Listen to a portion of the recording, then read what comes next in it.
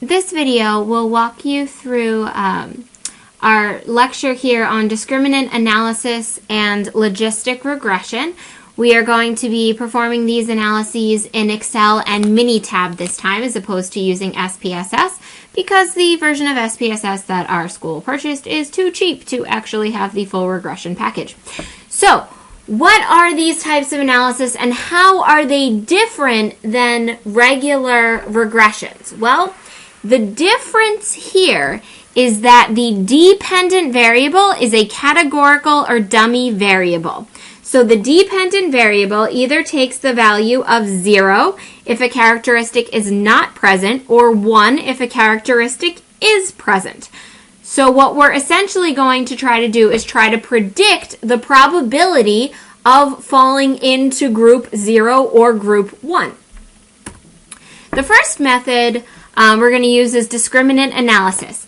It essentially uses linear regression but interprets the output in a different manner.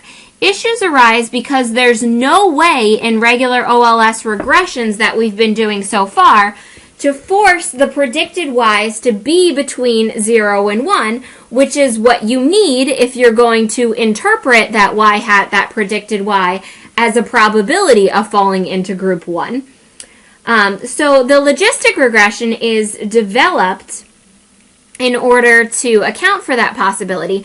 So it's a special type of regression designed to fix the violations, and it will actually cause your dummy dependent variable to be constrained to have values between 0 and 1, and therefore allowing it to be able to be interpreted as a probability. In each case, the observations are divided into two groups. Those who have a particular attribute, and those are going to be classified as 1s, and those who do not have a particular attribute, those would be classified as 0s. So if you're trying to predict gender, 1 would be male, 0 would be female. You're trying to predict, in this case, as we will in the examples in the slide, satisfactory performance versus unsatisfactory performance. Satisfactory performance would be 1, unsatisfactory performance would be 0, and so on and so forth. For discriminant analysis, the dependent variable is an indicator variable or categorical variable. Y equals 1 if the observation falls into the group or 0 if it doesn't. The predicted dependent variable can be interpreted as a probability of falling into that group. When can this structure be used and when shouldn't it? Well, as long as things are, roughly normally distributed, you could be okay, but it cannot be used when the independent variables are not normally distributed or not jointly normally distributed. There are other violations and assumptions, that may be violated along the way, but that's kind of beyond the scope of this class. So you can look them up online. How is this different from OLS? Well, the first issue comes with the predictions. Probabilities have to be between 0 and 1 and can't be negative. But there's nothing that generally forces the y hat, the prediction from our OLS regressions, to be between 0 or 1 or to be non-negative. Remember, here, our dependent variable is a categorical variable or indicator variable with only two choices, 0 or 1. So it has two probabilities, p and 1 minus p. P is going to be the probability of falling into group 1, and 1 minus p is going to be the probability of falling into group 0. Issues that arise from the standardized regression model is the potential violation of normality and heteroscedasticity assumptions that are going to be they're going to have a really huge impact here. Okay, so let's assume we have coded y as 0, where 0 is in red, and then 1 is in green. The distribution of y values would look like these two graphs. It either has one of two choices. It falls into group 0 or it falls into group 1. So the probability of falling into group 0 plus the probability of falling into group 1 must add up to 100% is essentially what we're showing here. In other words, the conditional mean that we end up estimating here, the conditional mean of y, or that y hat that we get, is essentially then interpreted as a probability. So these probabilities that we're going to be estimating, P is going to be the probability of falling into group 1, and 1 minus P is going to be the probability of falling into group 0. In other words, P is the probability that the characteristic is present, and 1 minus P is that the probability of the characteristic is absent. The regression assumptions say that for every set of independent variables, there is a potential distribution of dependent variables. The distribution's mean or conditional mean would be given by that general regression equation.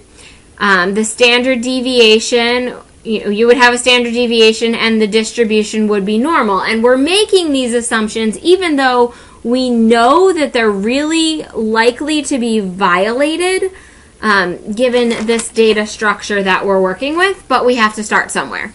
So those are the assumptions that we're going to place on our discriminant analysis. Now, how do I run discriminant analysis? I'm only going to show you this in Excel. I'm not going to show you in Minitab because it's relatively simple to perform in Excel. We're going to sort our data by dependent variable group. So you will sort them all the zeros and then all the ones, or all the ones and then all the zeros, depending on how you choose to do it. You then run your regression, making sure that your dependent variable was your 0 or 1 variable, and then use that regression to make your predictions. Now, your predictions won't necessarily be a 0 or 1, but they'll probably fall between 0 and 1. 9 times out of 10, they will fall between 0 and 1. So your next step is going to be to use those y hats that you get, those predictions that you get, and actually classify them into groups 0 or 1. And we're going to do that by determining a cutoff point C, which is going to be called, it's going to determine our discriminant score. So N0 is going to be the number that fell into group 0, so the number of dependent variables that was 0. N1, number of dependent variables that were 1s. D0 bar is the average discriminant score for group 1. So that's the average predicted Y for those who were in group 1. And then D1 bar, D0 bar, average discriminant score for those who were in group 0. And then we just use that C as a cutoff point. So if the discriminant score is less than C, we're going to say you're in group 0. If it's greater than C, we're going to say you're in group 1. And then we compare the predicted dependent values to the actual data to record any misclassifications and see, well, how good of a job does our regression essentially do? How useful is it? So determine a given cutoff point using your N, your number of observations in each group, and then we're going to, so this is just going through and telling you how to calculate C. So if your discriminant score is greater than C, you get a 1. If it's less than C, you get a 0. We're going to fall into one of two groups. You compare your predictions with your actuals. Now, I went through and ran a misclassification check and had it say, does Y, the original dependent variable, equal our prediction, our Y hat, or does it not? And I actually wrote in yes or no. You can choose to have more zeros and ones. You can have happy and smiley, frowny and smiley faces, however you want to go through and do that. And that'll give you a percentage that you'll then use in order to determine whether or not your analysis was good. Okay, bringing this down. Sorry. Discriminant analysis in Minitab. You would go to Stat Univariate, multivariate, and then select Discriminant Analysis. The group variable is the dependent variable, and the independent variables are the predictor. And you set the discriminant function to be linear and click OK. Here I only made the video where you were doing this in Excel. It's relatively simple to do, so, and you have more leeway as far as going and doing making your predictions afterwards. So, however you want to do it. So the data set we used here was train 10. Your dependent variable was whether or not the employee's performance was categorized as satisfactory or unsatisfactory. So satisfactory performance received a 1, unsatisfactory performance received a 0, and we were predicting that performance evaluation based on the scores on 2 aptitude tests, Test 1 and Test 2. So here was our first thing that we did is we ran that regression output, and it gave us our coefficients. So this is our intercept, our beta 0, and then the 0.06 is your beta on test 1, the 0.02 is your beta on test 2, and then we use that to calculate a discriminant score, which is like your y hat. So the way I did that, I went through, and so this is saying beta 0 equals your score on, your discriminant score is equal to beta 0 plus your score on test 1 times your beta on test 1 plus your score on test 2 times your beta on test 2, and so on and so forth. Here is the Minitab output. It's going to tell you that there were 20 that fell into group 0, 23 that fell into group 1. There were 43 total, and 34 of them were correct. In other words, the discriminant analysis created a correct prediction roughly 79% of the time. That's how we interpret that. Nice and simple. What happened to the rest? So you can go in and see the video. You'll see in the regression, in the Excel analysis, you go through doing that yes or no misclassification check, and you would also see that 79% would come up. So that you would be able to use that to make any predictions that you wanted. Logistic regression, on the other hand, is a little bit different. It's a special type of regression designed for modeling a categorical independent variable. So it's specifically designed to constrain in order to have your dependent variable be a 0 or 1. It can be applied to predictor data that is not normal and contains qualitative predictors. So this is going, it doesn't have those same normality assumptions, which are usually going to be violated and cause discriminant analysis not to be functional. And the y-hat function is scaled so that it always returns a value between 0 and 1, and thus can be interpreted as a probability. So the interpretations in logistic regression are a lot more clear. Now remember, you have two choices, 1 or 0. We're going to say P is the probability of falling into group 1, and then 1 minus P is going to be the probability of falling into group 0. So what you're going to estimate is this logit P, the logistic regression of P. So the logistic probability of falling into group 1, which has a probability of P, is equal to beta 0 plus beta 1 times your first independent variable plus beta 2 times your second independent variable, and so on and so forth, where the P is the probability of the presence of that characteristic. In other words, the probability of falling into group 1. So you can use this to get an odds ratio. Odds ratio just literally P over 1 minus P, or the probability of the presence of the characteristic divided by the probability of the absence of that characteristic. Now, so this is a logistic probability, so this is, using a natural log, so we could undo that with ease. That's all that's showing there. And then what we would do to interpret these, when an x variable increases by 1 unit with all other factors remaining unchanged, then the odds will increase by a factor of e to the b. So this is basically just telling you how to interpret your beta coefficients.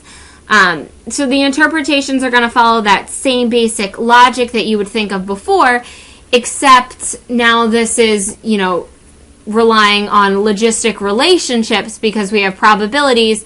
So just like when we did logarithmic transformations, remember we have to take the e to the or the ln of the in order to go ahead and do those interpretations. So here are the steps in Excel. We're going to run your logistic regression. So we're going to estimate the logistic probability, which is going to be equal to 1 divided by the quantity, 1 plus e to the negative logit of p. Okay, well, what is the negative logit of p? It's basically just going to be our odds ratio based on the interaction between our independent variables and our dependent variable. So the way we're going to do this is create a series of different columns. Y is going to be the y that we are calculating, this logit p, this thing right here. That's going to be based on your interaction between your dependent variable and your independent variables, the same as you normally think of a regression equation. So equals beta 0 plus beta 1 times x1 plus beta 2 times x2 plus beta 3 times x3, so on and so forth. And you'll actually just set up those equations in Excel. And then the next one you calculate, next column you calculate, is P, which is that probability of falling into group 1. So P is equal to 1 divided by 1 plus the exponential of that negative logit function that you just calculated there with that y in red. Then likelihood. Likelihood is going to be the dependent variable that we are given. So the likelihood of being in group 1 has a probability of P. The likelihood of being in group 0 has a probability of 1 minus P. And then we're also going to need to calculate the log likelihood, which is just the natural log of that likelihood function. Now, why am I doing this? Because my goal is to maximize the sum of the log likelihoods, in other words, maximize the sum of the ones that I get correct is kind of what I'm trying to do. I'm trying to minimize any misclassifications, have the maximum possible likelihood of having my predicted y be the same as the actual group that I used to get it. So the second step, after I've created all those columns, I'm going to designate parameter cells for the intercept, which is beta 0, and then the independent variables, however many of them they may be. I'm going to set initial values there. For some reason, I always set my intercept as negative 100 and then all of my betas as 0.5. I really can't explain why I've come up with doing that. I just don't like seeing a whole bunch of zeros to begin with, so that just makes me happier. We're going to use the solver function to maximize the sum of the log likelihoods by changing those parameters, that intercept, that beta 1, beta 2, beta 3, however many you have. So those are the steps in Excel. In Minitab, it's much simpler. Open up your worksheet, select stat, then regression, then binomial regression. Your response is your dependent variable. Your independent variables go in the model selection. Model section, you'll have to click OK, and it'll go through and run your results. So here, again, this is using the training data. Here is an example of my output from Excel, where I've maximized the sum of the log likelihood functions, and I've come up with my intercept of negative 56, my beta 1 of 0.48, that's my beta on my test 1, and my beta 2 of 0.17, that's my beta on test 2. So the way I would interpret that, for each additional point scored on test 1, the odds of falling into group 1, in other words, having satisfactory performance, will increase by e to the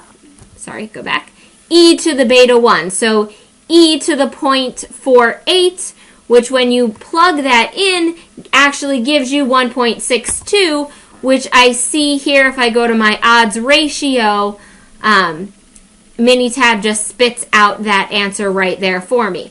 So the way I interpret this 1.62 is equal to e to the 0.48. In other words, for each additional point scored on test 1, the odds of satisfactory performance finding, or the odds of falling into group 1 versus group 0, increase by 1.62 ceteris paribus. I can interpret that 95% confidence interval same way. For each additional point scored on test 1, the odds of having a satisfactory performance or falling into group 1 increase by between 1.19 and 2.21 ceteris paribus. Going back here from Excel, all I'm doing is predicting the parameters. I don't worry about calculating any p-values or calculating confidence intervals, anything like that. For that, I'm only going to use Minitab. So looking back here on Minitab, I can interpret my p-values the same way I would before. So this p is telling me that test 1 is statistically significant, but test 2 is not statistically significant. Notice I do have the same maximum log likelihood that I did when I ran this in Excel. So that's also giving me, some confidence that I have things set up correctly. The test that all slopes are 0, it's roughly the equivalent to your standard F test. So HO, all of the independent variables together have no impact on the dependent variable. Looking at my p-value there, I would reject HO. At least one of my independent variables does have a statistically significant impact. And then on the goodness of fit test, I'm going to look at the HL test down here. HO is the predictions made by the model fit perfectly into the two groups. So HO is our model is perfect. So here you do not want to reject HO. So having a high p-value here is a good thing. So the fact that we do not reject HO here actually says that our model is pretty damn good. Okay, now how could I use this information to actually make predictions? Let's say I wanted to predict the probability that an employee who scored a 96 on test 1 and an 85 on test 2 would receive a satisfactory rating. So I just went back and ran this in Excel, just because I can click on cells and it makes makes me not have to do any math. So I have this information here, the intercepts and then the betas from each of the two tests. I could have gotten this information either from Minitab or from Excel, either way. So my Y here, this is my prediction. The way I got that was negative 56.22 plus 96 times 0.48 plus 85 times 0.17. In other words, intercept plus beta on test 1 times score on test 1 plus beta on test 2 times score on test 2. And that gave me that Y here. Now that Y is my logistic probability of falling into group 1. So in order to convert that into an understandable probability, I'm going to need to look at this P equals function. So P is the probability of falling into group 1.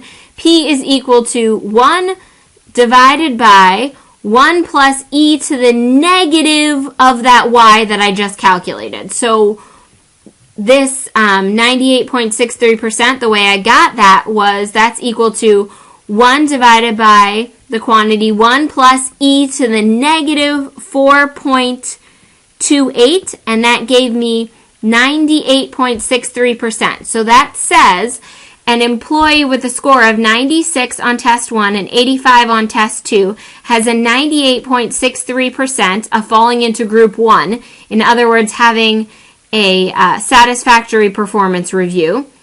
And the probability 1 minus P, or 1.37% chance of having a non-satisfactory rating, in other words, falling into group 0. And I would be pretty confident in this prediction given my results on my HL test, where I did not reject HO. I did not reject that I would have, that my model predicts everything perfectly. So that is how I run and interpret discriminant and logistic regressions.